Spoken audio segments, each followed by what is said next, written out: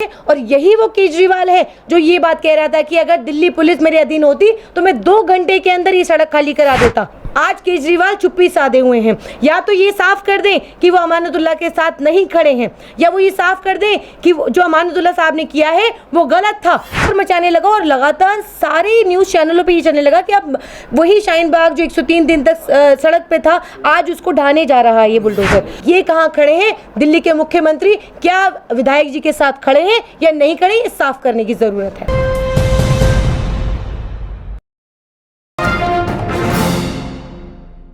Fracture हुए पैर को बुलडोजर पर लेकर चढ़ने वाली और शाहीन बाग में बुलडोजर को रोकने वाली आरफा खानम एडवोकेट कांग्रेस की नेता इस वक्त हमारे साथ बातचीत करने के लिए खुद मौजूद हैं।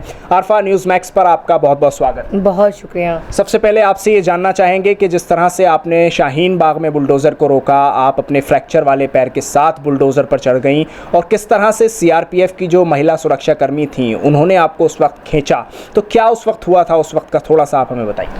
देखिए, जब शाहीन बाग में बुलडोज़र आया तो हम सभी लोग शाहीन बाग से घरों में अपने थे और घर से निकल के बाहर पहुँचे, देखा सामने बुलडोज़र है। उसके बाद लगातार हम लोग यही कोशिश कर रहे थे कि कोई अधिकारी हो जिससे हमारी बात हो सके, क्योंकि किसी भी जगह कोई नोटिस इस तरीके से नहीं दिया गया था, किसी भी तरीके का कोई इंटीमेशन नहीं था। बस सिर्फ मीडिया ही ये बात चला रहा था कि शाहीन बाग में जो इंक्रोचमेंट है उसको हटाने की तैयारी हो रही है। तो हम लोग ये जानना चाहते थे कि क्या किसी बिल्डिंग को, किसी जगह को चिन्हित किया गया है जहाँ पर उसको हटाया जाएगा। तो कोई वहाँ पे पीडब्ल्यूडी का अधिकारी हम लोगों को नहीं देखने को मिला, वहाँ पर कोई एमसीडी का कोई अधिकारी नहीं था, सिर्फ सामने से बुलडोज़र हमें दिखाई दिया और बुलडोज़र सामने से आ रहा था। तो हम लोगों ने फिर वहाँ जाकर के उस बुलडोज़र वाहक से बात की कि वो आपको क्या मालूम है कि ये जो बुलडोज़र है ये किस पर चलने जा रहा है, क्या तोड़ने जा रहे हैं, क्या तैयारियाँ हैं। क्योंकि जब वहाँ पर हम लोग पहुँचे थे तो वहाँ पर पुलिस बल भी नहीं था और लगातार सुबह से मेन स्ट्रीम मीडिया ये दिखा रहा था कि शाहीन बाग के ऊपर जो कार्रवाई होनी थी, जो इंक्रोचमेंट हटना था, अब वो नहीं हटेगा क्योंकि एमसीडी को पर्याप्त मात्रा में अधिकारी नहीं मिले, वहाँ पे फोर्स नहीं मिल पाई। तो हम लोग आराम से घर पे बैठे थे। फिर अचानक बुलडोज़र का आना ये बहुत बड़ा सवाल था कि आखिर ये फिर क्यों आया है, कौन लाया है, किसके आदेश पर आया है। क्या ये आदेश गुप्ता का नफरती बुलडोज़र है या फिर ये किसी और ने भेजा है, कपिल मिश्रा ने भेजा है, या वो मीडिया जो मेन स्ट्रीम मीडिया जो बैठ कर पूरे दिन नफरत परोसने का काम करता है, क्या ये उनके द्वारा ये लाया गया है। माहौल इस हद तक कैसे पहुँच गया, नौबत यहाँ तक कैसे आ गई कि आपको फ्रैक्चर वाले पैर से बुलडोजर पर चढ़ना पड़ गया और ये सब हुआ? जब हम लोग वहाँ पर पहुँचे तो जब कोई भी अधिकारी वहाँ पर नहीं था तो हम लोगों ने फिर वहाँ पे वाहक से बात की, बुलडोज़र वाहक से, तो उसने कहा मुझे नहीं मालूम है कहाँ चलने जा रहे हैं। फिर हम लोग वहाँ पर पहुँचे, जब बुलडोज़र ऊपर उठा, किसी ऐसा लगा कि जैसे किसी बिल्डिंग को वो तोड़ने वाला है। तो सारे जितने भी मेन स्ट्रीम मीडिया वो सारा उसके ऊपर चढ़ करके शोर मचाने लगा और लगातार सारे न्यूज़ चैनलों पे ये चलने लगा कि अब वही शाहीन बाग जो 103 दिन तक सड़क पे था, आज उसको ढाने जा रहा है ये बुलडोज़र।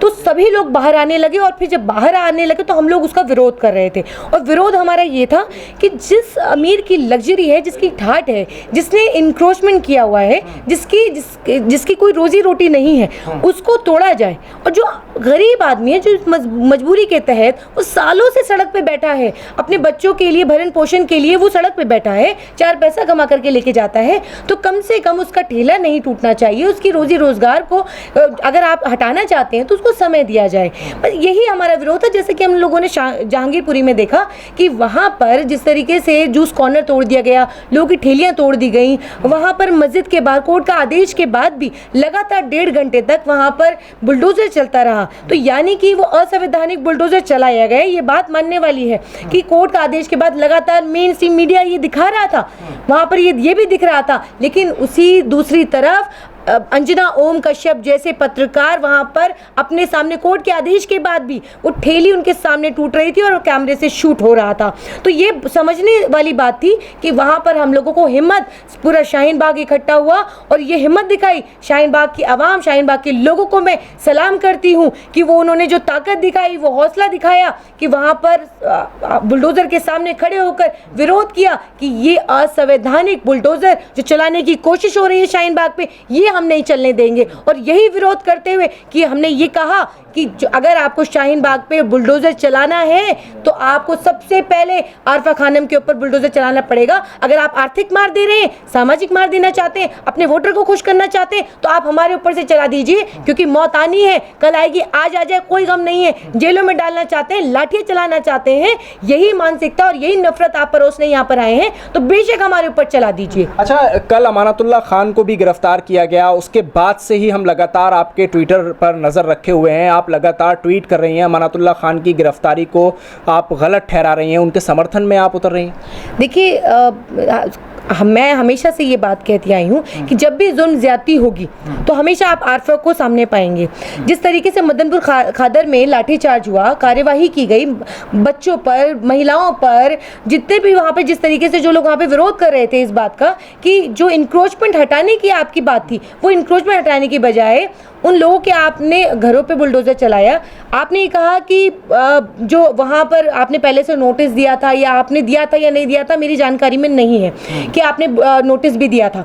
अगर आपने नोटिस दिया था तो मैं आपसे एक बात पूछती हूँ कि 15 सालों से एमसीडी के अंदर भाजपा है, सिर्फ यही बिल्डिंग नहीं, जहाँ पे पूरी दिल्ली के अंदर आप इंक्रोचमेंट हटाने की बात कर रहे हैं, तो 15 सालों तक आप उगाई करते रहे।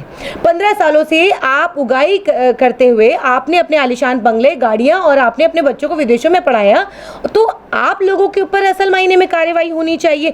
जिस ने अभी तक उन लोगों को पैसा दिया है लेंटर के लिए, उन लोगों से भी मेरी अपील है कि ऐसे लोगों को जिसके लेंटर डालने के लिए जिसको आपने पैसा दिया है, उसके खिलाफ आप कंप्लेन दायर करें, कंप्लेन दर्ज करें, क्योंकि ये लोग उगाई करने के बाद आप ही के घरों पर बुलडोजर चलाने का काम करते हैं।